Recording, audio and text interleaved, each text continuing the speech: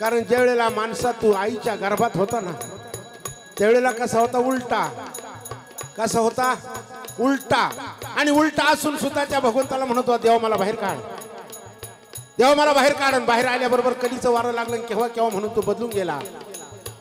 परंतु जोपर्यंत दोडक्यासारखं आमच्या माऊलीने ज्ञानेश्वरीत सुंदर उदाहरण दिले पहा.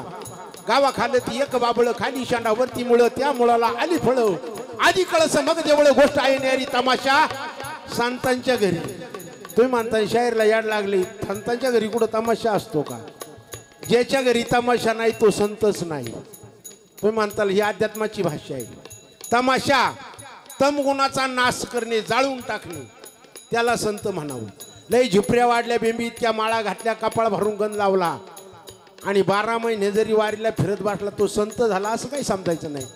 कारण देव कशाला भुकेला आहे? फक्त तुमच्या भावाला भुकेला आहे.